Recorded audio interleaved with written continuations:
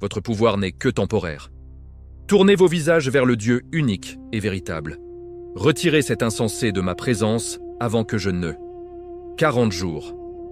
Allah leur avait accordé 40 jours avant que le châtiment ne s'abatte sur eux. Les paroles de cet homme nous mèneront au désastre. Qu'elle vienne donc, cette prétendue calamité. Montrez-nous cette punition divine dont il parle. Lorsque les 3 derniers jours arrivèrent, le ciel devint aussi sombre que la nuit. Une tempête s'abattit sur la cité telle la mort elle-même, et les vents balayaient tout sur leur passage comme si le jour du jugement frappait à la porte. Younous disait vrai. Le châtiment d'Allah s'approche de nous. Et où se trouve-t-il maintenant? Il nous a abandonnés. Durant 33 années dans cette immense cité où il transmettait la vérité à des centaines de milliers de personnes, seuls 2 d'entre eux crurent en lui. L'attente était devenue vaine. Il quitta alors la ville en proclamant que la punition était imminente.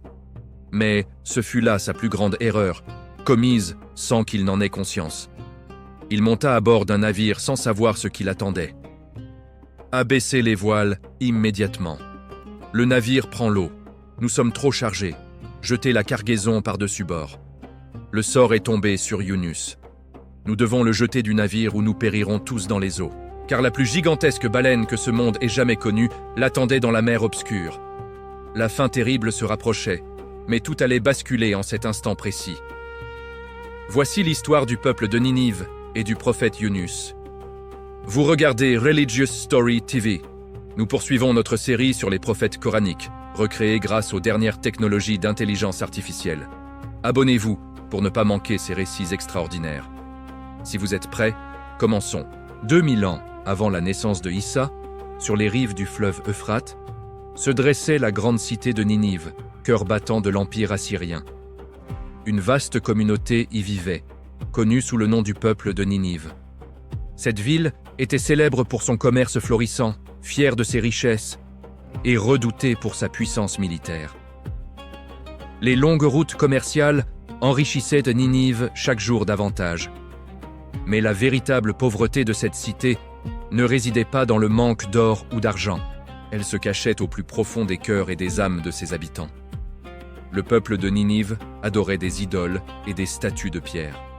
Il se montrait d'une cruauté sans nom envers les communautés extérieures à leur ville, et même envers les faibles et les démunis parmi les leurs. Vers cette cité, Allah envoya un messager, Younous ibn Matta. Son nom même portait une signification profonde. Younous signifiait celui qui peut garder son calme dans les moments d'épreuve. C'était comme si sa destinée était inscrite dans son propre nom. Matta était la fille de Bunyamin, fils de Yacoub. Elle était donc la nièce de Youssouf. De ce fait, Younous descendait de la lignée bénie de nombreux prophètes. Lorsque Younous commença à enseigner à son peuple l'unicité d'Allah, il se heurta à des cœurs durs comme la pierre. Jour après jour, dans les rues, sur les marchés, dans les demeures, il répétait inlassablement le même message. N'adorez pas les idoles. Adorez uniquement celui qui les a créés. Ne vous prosternez pas devant le soleil, la lune ou les étoiles. Reconnaissez celui qui a tout créé. Mais le peuple de Ninive, ivre de richesse et gonflé d'orgueil, fermait ses oreilles à la vérité. 1 année passa, puis 10 années, puis 20. Durant 33 longues années, Younous les appela vers la vérité. Et après ces 33 années, seules 2 personnes crurent en lui. Seulement 2. L'un était un érudit et juge, l'autre un adorateur humble et pieux. Les autres disaient à Younous, « Nous comptons parmi nous tant de devins, d'érudits et d'artistes. Et toi, tu te tiens seul devant nous pour nous dire que nos pères étaient dans l'erreur. Tu rejettes nos divinités. Veux-tu nous lier avec des règles que personne n'a jamais pratiquées auparavant ?» Ils ne s'arrêtèrent pas à ces paroles. Ils nuisirent à Younous et l'insultèrent de toutes les manières possibles. Younous commença alors à avertir son peuple de ce qui approchait. « Un désastre va s'abattre sur nous, disait-il. Un châtiment arrive. Des nuages sombres s'accumulent. Et véritablement, des signes commencèrent à apparaître dans le ciel. Des nuages noirs, semblables à l'armée d'une force courroucée, s'amoncelaient lentement au-dessus de la ville. Mais le peuple de Ninive ignora ces avertissements. Ils ne se souciant guère des signes célestes. Au contraire, ils se moquèrent de leurs prophètes à chaque occasion. Allah transmit un message à son prophète. Sois patient durant 40 jours supplémentaires. S'il ne croit pas dans ces 40 jours, j'enverrai mon châtiment. 40 jours n'étaient ni trop longs ni trop courts. Yunus informa son peuple de cette dernière chance, mais à nouveau, ce fut le silence. À nouveau, l'indifférence. À nouveau, le déni. Au fil des jours, les nuages devinrent plus sombres encore. L'odeur du châtiment imminent semblait presque palpable dans l'air. 20 jours s'écoulèrent, puis 30. Le cœur de Yunus souffrait intensément. Durant 33 années, oui, 33 années complètes, il les avait appelés vers la foi. Combien de fois avait-il répété les mêmes paroles? Combien de fois avait-il fourni les mêmes preuves? Combien de fois les avait-il mis en garde? Lorsque le 37e jour arriva, la patience de Yunus atteignit ses limites. Il ne restait que 3 jours du délai mentionné par Allah. Mais il ne pouvait plus tenir. Son cœur était brisé, son âme était épuisée. Il reste très peu de temps. Le châtiment est proche, pensa-t-il. Je dois quitter cet endroit, se dit-il intérieurement. Ici, nous devons comprendre quelque chose d'essentiel. Dans l'islam, nous croyons que les prophètes possèdent la qualité de l'isma, ce qui signifie qu'ils ne commettent pas de péché. Mais cela ne signifie pas qu'ils ne peuvent pas faire de petites erreurs de jugement. Ils sont humains et parfois, ils peuvent commettre une légère erreur dans leur propre réflexion. À cette époque, ils ne disposaient pas d'un calendrier comme nous en avons aujourd'hui. Le châtiment semblait extrêmement proche, le ciel était obscur. De nombreux érudits islamiques affirment que le prophète sentait qu'il ne pouvait plus rester. Il croyait que le châtiment allait certainement venir et il pensait devoir partir. Autrement, un homme qui avait attendu 33 ans aurait facilement pu attendre 3 jours de plus. Ainsi, cette nuit-là, il quitta Ninive. Seul dans l'obscurité, il sortit de la cité. Son cœur était lourd, ses pas étaient lents, mais il croyait que le châtiment approchait et il ne voulait pas en être témoin. Lorsqu'il atteignit le rivage, un navire se préparait à prendre la mer. Yunus monta à bord. Le capitaine le reconnut et dit « Bienvenue, Yunus. Tu es un homme bon et noble. Notre navire est honoré de t'accueillir. » Le navire commença à se mouvoir. Au début, la mer était calme et le vent était doux. Mais soudainement, le temps changea. Le vent devint violent et les vagues s'élevèrent très haut. Le navire était comme un jouet entre ces vagues gigantesques. Les vagues frappèrent le pont et le vent semblait assez puissant pour briser les mâts. Les marins connaissèrent la tradition de cette époque. Lorsqu'une telle tempête frappait en mer, cela signifiait que quelqu'un à bord avait porté malheur au navire. Et cette personne devait être jetée à la mer pour que le navire puisse être sauvé. « Tirons au sort », dirent-ils. « Celui dont le nom sortira, nous jetterons cette personne à la mer. » Ils tirèrent au sort. Le nom qui sortit fut celui de Yunus. Les marins furent choqués. « Non, dirent-ils. Nous connaissons Yunus. C'est un homme bon et honnête. Ce ne peut être lui. Tirons à nouveau. Une deuxième fois, encore Yunus. Une fois de plus, ils dirent « Peut-être avons-nous fait une erreur. » Une troisième fois, encore Yunus. Une fois de plus. Une quatrième fois, encore Yunus. Il n'y avait plus d'échappatoire possible. Les marins regardèrent Yunus avec tristesse. « Bien que nous te connaissions et t'aimons, dirent-ils, nous ne pouvons être injustes envers les autres. Nous devons te jeter à la mer. » Yunus hocha la tête. Il ne protesta aucunement. Il accepta son destin. Puis il marcha vers les eaux sombres et tumultueuses de la mer. Dans la nuit noire, dans la mer déchaînée, Yunus tomba dans l'eau. Les vagues l'engloutirent. Tout autour de lui était obscurité. La mer était sauvage. Ses chances de survie étaient de nulles. Dans un moment pareil, à quoi pense une personne? Crie-t-elle de peur? Appelle-t-elle à l'aide? Dit-elle, « J'aurais aimé ne pas avoir fait cela. » Mais ce qui traversa l'esprit de Yunus était complètement différent, car il était un prophète. Et les prophètes possèdent une qualité particulière. Ils ne blâment jamais les autres. Ils regardent toujours d'abord leur propre âme. À cet instant, alors qu'il coulait dans l'eau profonde et sombre, le plan d'Allah se manifesta. Des profondeurs de la mer, un poisson énorme surgit. Sa gueule était ouverte. Ses yeux étaient immenses. Certains disent que ce poisson était une sorte de baleine géante. Elle était très grande, très puissante et très effrayante. Mais Allah inspira ce poisson d'avaler Yunus. et le poisson l'engloutit. À présent, 3 couches de ténèbres entouraient Yunus. L'obscurité de la nuit, l'obscurité de la mer et l'obscurité dans le ventre du poisson. Il n'y avait ni lumière, ni son, ni espoir. Seulement les ténèbres et le silence. Il ne dit pas « Fais-moi sortir d'ici ». Il ne cria pas avec colère « Pourquoi moi ?» Il ne blâma pas les autres en disant « Ceci est arrivé à cause de mon peuple ». Il n'y avait personne pour l'aider. Le navire était loin, son peuple était à Ninive. Il n'avait personne excepté Allah. Et à cet instant, le pur tawhid remplit son cœur. Toutes les causes avaient disparu. Sa femme n'était pas avec lui. Sa famille n'était pas avec lui.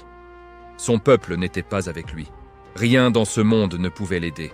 Maintenant, à l'intérieur du poisson, au milieu de l'océan, dans l'obscurité de la nuit, il n'y avait qu'Allah.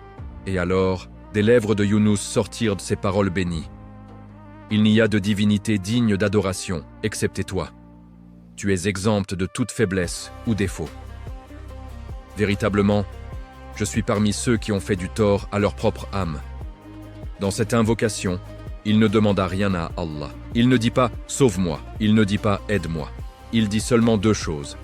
Premièrement, l'unicité et la perfection d'Allah. Deuxièmement, sa propre erreur. Tu es parfait, et je suis celui qui a des défauts. Tu es sans aucune faiblesse, et je suis celui qui a fait du tort à ma propre âme. Au même moment, dans la cité de Ninive, un grand changement se produisait. Après le départ de Yunus, les nuages sombres se rapprochèrent encore davantage. Le châtiment touchait presque la ville maintenant. Le peuple commença à paniquer. Yunus avait raison, dirent-ils. Le châtiment arrive vraiment. Les 2 croyants, les seuls 2 qui avaient accepté le message de Yunus, guidèrent le peuple. Ils dirent « Il y a encore des choses que nous pouvons faire. Accomplissons tous ensemble ces 6 actions. » Premièrement, la nation entière crut en un seul instant. 100 000 personnes se tournèrent vers le tawhid en un seul moment. Les riches, les pauvres, les commerçants, les esclaves, tous prononcèrent la shahada ensemble. Deuxièmement, ils commencèrent à restituer les droits les uns aux autres. S'il y avait ne serait-ce qu'une seule brique dans leur maison qui appartenait à quelqu'un d'autre, ils la retiraient et la rendaient. Leur souci de justice atteignit le plus haut niveau. Personne ne devait rien devoir à personne. Troisièmement, ils donnèrent toute leur richesse en charité. Ils offrirent tout ce qu'ils possédaient. Ils démontrèrent qu'ils n'aimaient plus les richesses de ce monde. Quatrièmement, ils quittèrent tous ensemble la cité. Ils voulaient s'éloigner de l'atmosphère pesante du châtiment imminent. À l'extérieur de la ville, dans un champ ouvert, ils se tinrent face au ciel. Cinquièmement, ils firent le tauba et supplièrent Allah. Ils récitèrent la célèbre invocation « Ô Allah, tu m'as donné ma subsistance sans contrepartie. Ô Allah, maintenant pardonne-moi sans contrepartie. » Ils continuèrent à répéter, sans aucun retour. Ils implorèrent Allah avec des cœurs remplis d'espoir, ne demandant que sa miséricorde. Et sixièmement, au même moment précis, Yunus faisait son invocation à l'intérieur du ventre du poisson. Les 2 parties, Yunus dans les ténèbres et le peuple de Ninive sous les nuages noirs, se tournaient vers Allah simultanément. Et Allah accepta les 2 prières. Il pardonna d'abord au peuple de Ninive, même avant de pardonner à Yunus. Leur repentir était sincère et leur foi était authentique. Les nuages sombres s'éloignèrent lentement. Le châtiment fut levé. Dans l'histoire de l'humanité, le seul peuple qui reçut le châtiment d'Allah puis le vit être retiré fut le peuple de Ninive. Car après que le châtiment fut levé, ils ne retournèrent pas à leurs anciennes habitudes. Ils demeurèrent fermes dans leur foi. À l'intérieur du ventre du poisson, l'invocation de Yunus continua, et sa prière fut acceptée après un certain temps, tout comme la prière de son peuple. La lumière du tawhid remplit cet endroit obscur. Le poisson ne semblait plus effrayant. Au contraire, il devint comme un véhicule qui le transportait en toute sécurité. La mer ne semblait plus dangereuse. Elle devint comme un champ ouvert et paisible. L'obscurité de la nuit commença à s'estomper. La lune brillait au-dessus de lui comme une lampe. C'était comme si l'univers entier était devenu amical envers lui. Auparavant, tout semblait sauvage et terrifiant. Le poisson, la mer, l'obscurité. Mais lorsqu'il comprit que tout était sous un seul commandement, la peur se transforma en réconfort. Un sentiment de proximité avec Allah remplit son cœur. Car maintenant il savait que tout est sous le contrôle d'Allah et que tout se meut par son ordre. Allah ne l'abandonna pas dans la mer sauvage parmi les vagues. Au contraire, Allah protégea Younous en utilisant un poisson énorme comme un sous-marin.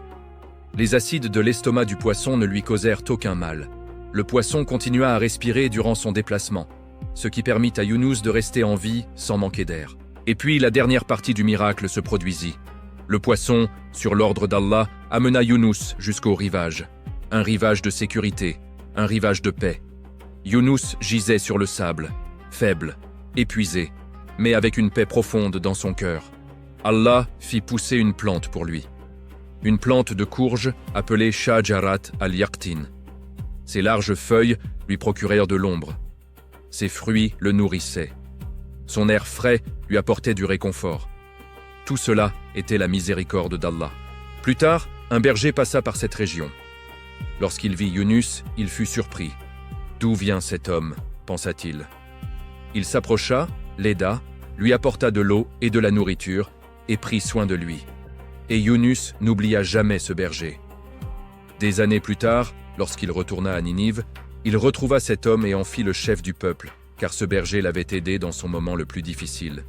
C'était de la loyauté, c'était de la fidélité véritable. Et maintenant, il était temps de rentrer chez lui. Younous s'interrogeait profondément au sujet de son peuple. Mais avant que Younous ne retourne à Ninive, nous devons partager les versets coraniques et les détails importants mentionnés dans les hadiths et autres sources. Car cette histoire n'est pas seulement un récit de sauvetage, c'est l'un des plus puissants exemples de repentir, de patience et de la miséricorde d'Allah. Allah raconte l'histoire de Younous dans de nombreux versets du Coran. Dans la sourate As-Safat, verset 148 et suivant, Younous était véritablement parmi les prophètes. Il s'enfuit vers un navire entièrement chargé. Ils tirèrent au sort, et il fut celui qui perdit. Alors le poisson l'avala tandis qu'il se blâmait lui-même. S'il n'avait pas été parmi ceux qui glorifiaient Allah, il serait resté à l'intérieur du poisson jusqu'au jour où les gens seront ressuscités.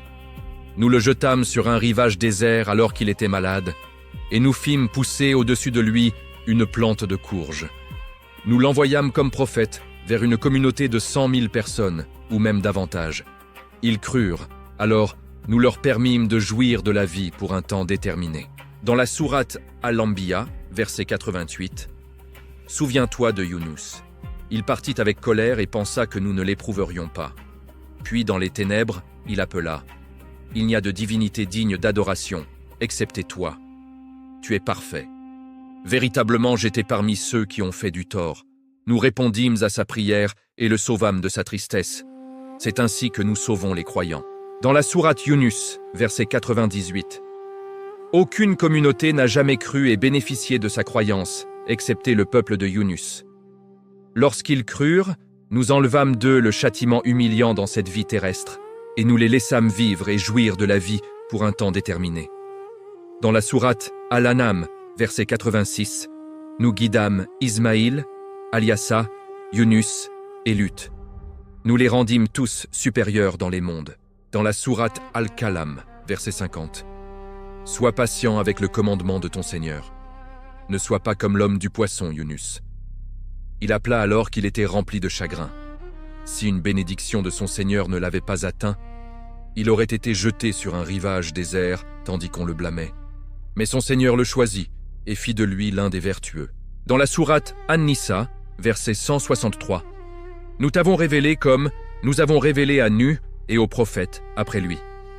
Nous avons révélé à Ibrahim, Ismaïl, Ishak, Yacoub, leurs descendants, Issa, Ayoub, Younous, Haroun et Sulaïman. » Comme nous pouvons le constater, le nom de Younous apparaît dans le Coran à 6 endroits différents. 4 fois avec son propre nom Younous, une fois avec le titre Dhunnun et une fois avec le titre Sahib al-Hut. Younous dans les hadiths. Notre prophète Muhammad, que la paix et les bénédictions d'Allah soient sur lui, a dit de nombreuses choses importantes concernant Younous. Premièrement, le hadith de l'humilité. Le prophète a dit « qu'aucun d'entre vous ne dise jamais que je suis meilleur que Yunus ibn Matta. Cela démontre le grand respect et l'humilité que notre prophète avait envers Yunus. Deuxièmement, le pouvoir de l'invocation de Yunus. Le prophète a dit que l'invocation que Yunus fit à l'intérieur du ventre du poisson est une invocation très spéciale. Il a dit « Un musulman qui fait une invocation avec ses paroles, quoi qu'il demande, Allah accepte son invocation. » Troisièmement, l'invocation pour le soulagement de l'épreuve. Saad ibn Abi Waqqas a rapporté que le prophète a dit « Il existe un nom d'Allah par lequel, lorsqu'une personne l'invoque avec ce nom, Allah répond. Lorsqu'une personne demande avec ce nom, Allah donne. » Ce nom se trouve dans l'invocation de Yunus ibn Matta. Saad demanda « Est-ce seulement pour Yunus ou pour tous les musulmans ?» Le prophète répondit « C'est spécialement pour Yunus et aussi pour tous les croyants qui font cette invocation avec ces paroles. » Détails intéressants provenant d'autres sources islamiques. Ces détails ne proviennent pas de hadiths authentifiés, mais ils se trouvent dans les livres de tafsir et les sources d'histoire islamique. Ils ajoutent de la profondeur et des leçons à l'histoire. Premièrement, les trois ténèbres, Zulumat ath-Thalath. Certains tafsirs disent que Yunus se trouvait à l'intérieur de trois couches de ténèbres. L'obscurité de la nuit, l'obscurité de la mer, l'obscurité du ventre du poisson. Tandis qu'il était dans ces trois ténèbres, son invocation s'éleva vers les cieux. Les anges dirent « Ô notre Seigneur, d'où vient cette voix familière ?» Allah dit « C'est l'invocation de mon serviteur Yunus. » Deuxièmement, combien de temps resta-t-il dans le poisson? Différentes sources mentionnent différentes durées. Certains disent 3 jours et 3 nuits, d'autres disent 7 jours. Certains disent 40 jours.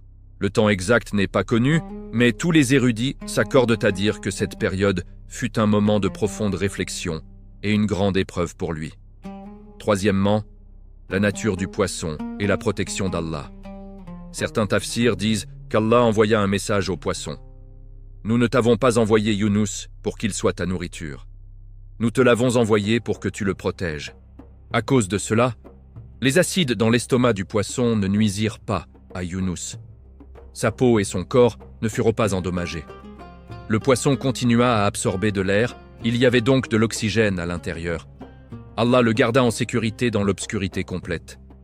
Quatrièmement, le tasbih dans les profondeurs de la mer. Certaines narrations et livres de tafsir disent que tandis que Yunus était à l'intérieur du ventre du poisson, il pouvait entendre le tasbih, les louanges d'Allah, provenant du poisson, des profondeurs de la mer, des créatures marines, des rochers et même du sable.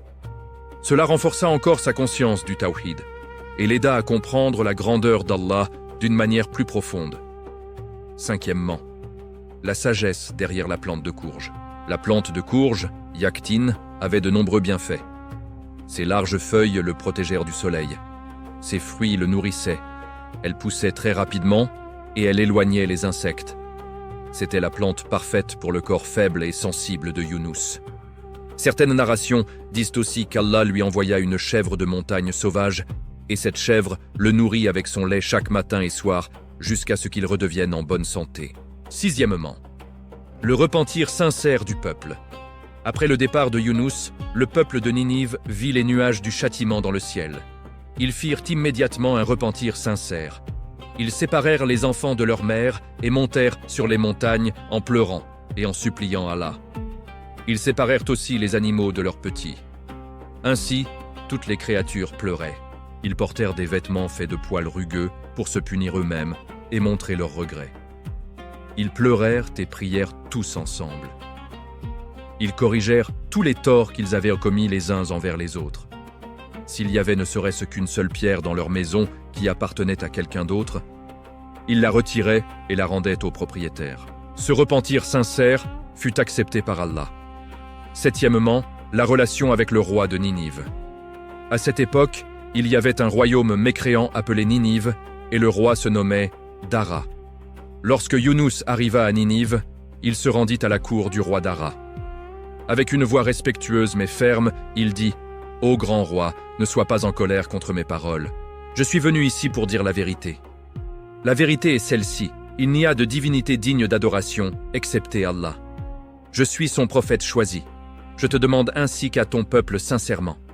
Abandonnez l'adoration des idoles et tournez-vous vers l'unique Créateur véritable. Si vous faites cela, vous trouverez la paix et l'honneur dans ce monde et dans l'au-delà. Certains membres du peuple de Ninive ressentirent un petit doute dans leur cœur. Ils pensèrent peut-être que ce prophète dit la vérité, mais abandonner la religion et les traditions de leur père leur semblait difficile. Au début, le roi ne crut pas. Mais lorsqu'il vit le châtiment approcher, lui aussi choisit de croire tout comme son peuple. Certaines sources islamiques disent que le roi soutint par la suite Yunus. Certaines narrations disent de même que lorsque les nuages sombres du châtiment apparurent, le roi fut le premier à se repentir et encouragea toute la nation à se repentir. Huitièmement, la lignée de Yunus. Yunus était l'un des prophètes des enfants d'Israël. Sa lignée remonte à Bunyamin, le fils de Yacoub, et Bunyamin était le frère de sang de Youssouf.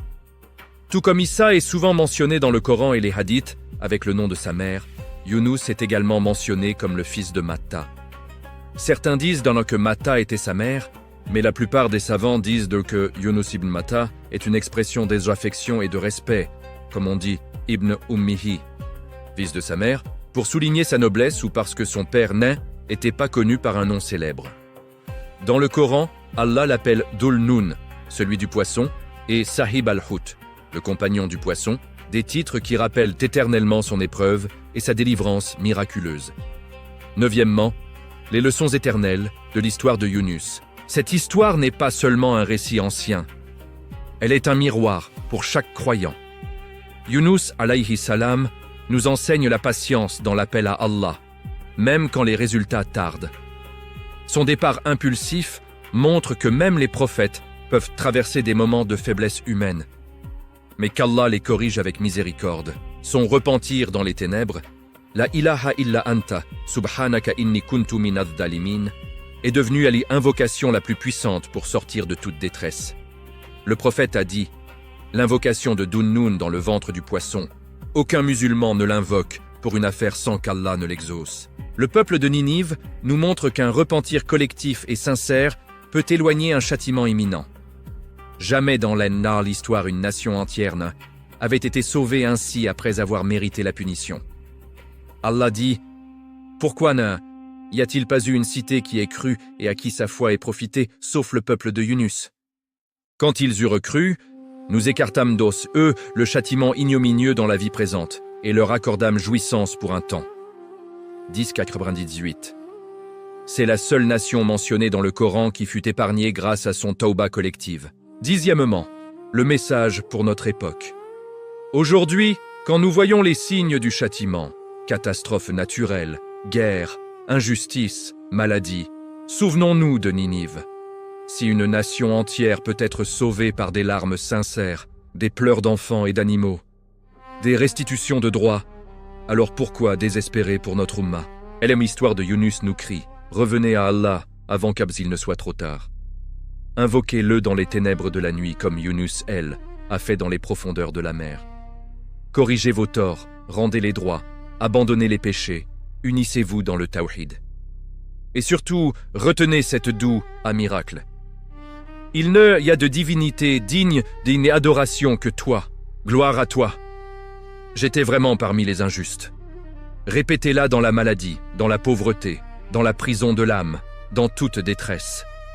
Car celui qui l'invoque avec certitude verra les portes s'ouvrir, les ténèbres se dissiper, et la miséricorde d'Allah descendre comme la plante de courge descendit sur Yunus. Que Allah nous fasse parmi ceux qui écoutent l'histoire de Yunus et en tirent profit. Qu'il nous accorde un repentir sincère comme celui de son peuple. Qu'il nous protège dans les ténèbres de ce monde et nous délivre comme il délivra Dhun-Nun. Et qu'il nous réunisse avec tous les prophètes, à leur tête Muhammad, dans les jardins du paradis. Amin.